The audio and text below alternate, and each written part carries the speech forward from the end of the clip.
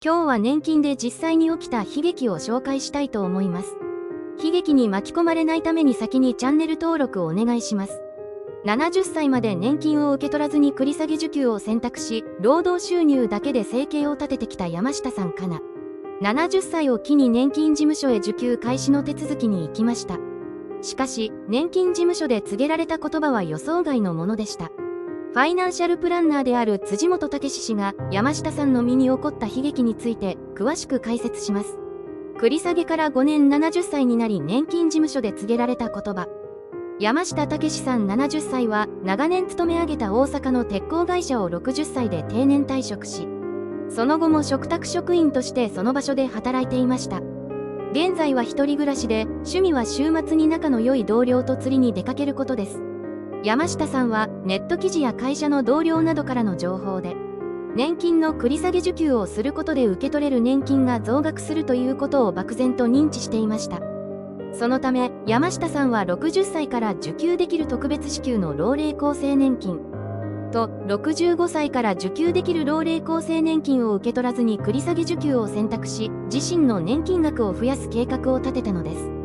そして70歳の誕生日を迎えて年金事務所を訪れた際、山下さんを待ち受けていたのは衝撃的な事実でした。年金事務所の担当者から、特別支給の老齢厚生年金の支給手続きがされていません。さらに未支給分の特別支給の老齢厚生年金は時効により受け取れませんと告げられたのです。山下さんは頭が真っ白になり、思わずその場で嘘だろと叫んでしまいました。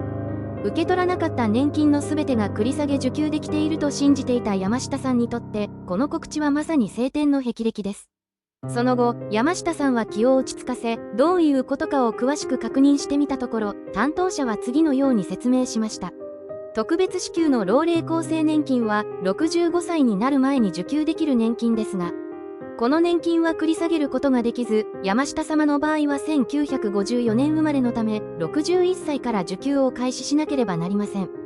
また、後から未支給分を請求することも可能ですが、5年の時効が設けられており、山下様のケースですと、5年をすでに経過しているため、未支給分の請求はできません。担当者が山下さんの未支給分を確認したところ、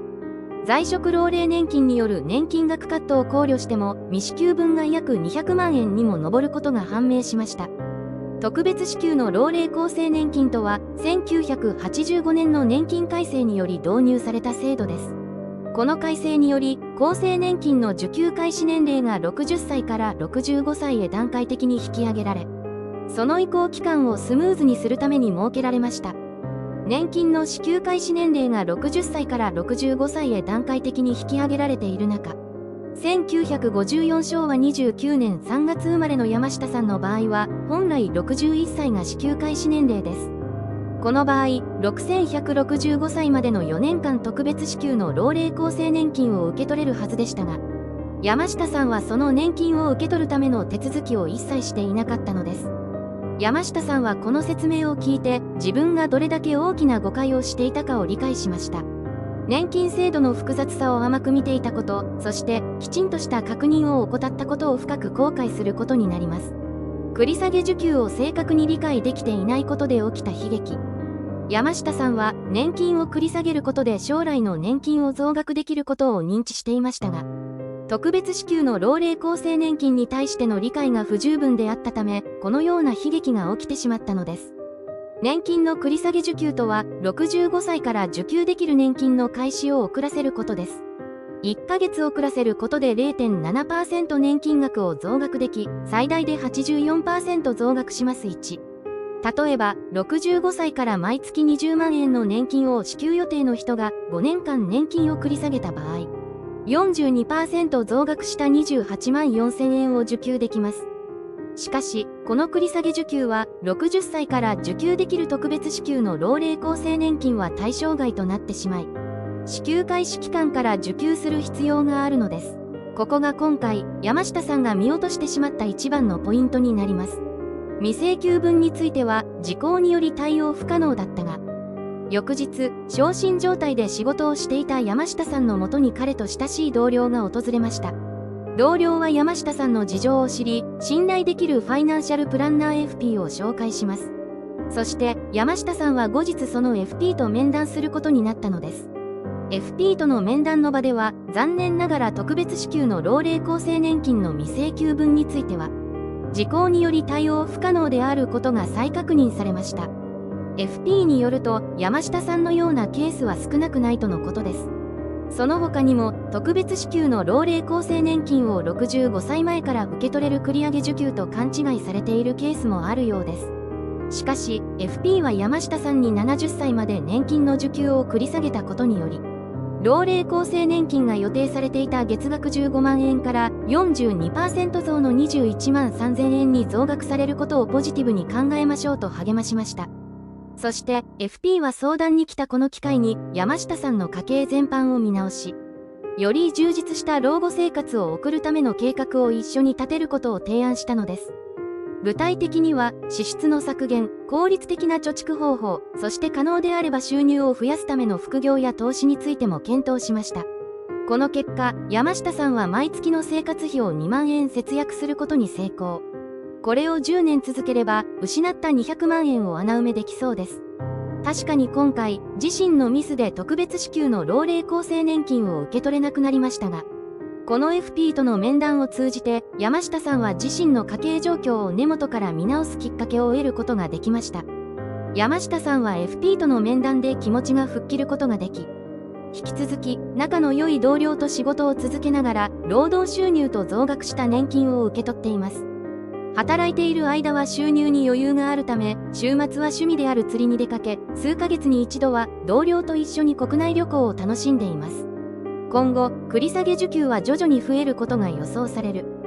今回解説した繰り下げ受給について、厚生労働省令和3年度厚生年金保険国民年金事業の概況の公表した資料によると、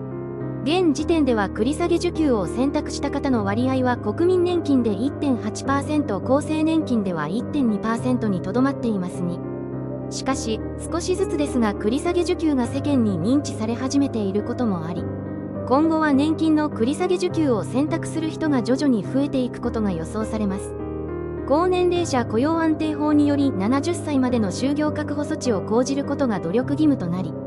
今後は65歳以降も働く人が増える見込みです。そうなると、毎月の年金収入を当てにする必要もなくなり、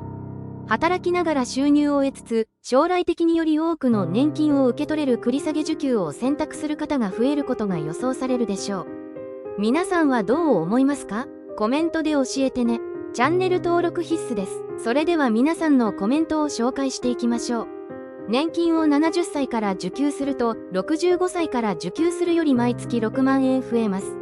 確かに大きく増えますが、冷静に考えると微妙です。65歳から70歳までに受給できた年金は900万円。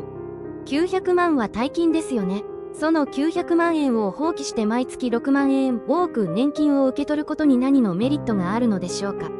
男性の平均寿命は82歳ですが、健康寿命は70歳程度です。旅行や趣味、外食を自由に謳歌できるのは70歳程度まで。70歳以降は体が自由に動かないから、お金を使いたくても使えなくなる可能性が高いです。毎月6万増えても使えないって悲しくないですか？私は繰り下げをおすすめしません。繰り下げ受給をするにしても、無頓着ではダメってことです。受給年齢日の3ヶ月前に来る緑の封筒に注意するのと毎年の年金定期便も大事。小さな話ですが、しつき半ば生まれの私の年金受給は6月からです。奇数月生まれなら翌月から受給できたのにって思います。みつるを辞するより、準備は早めが良いですよ。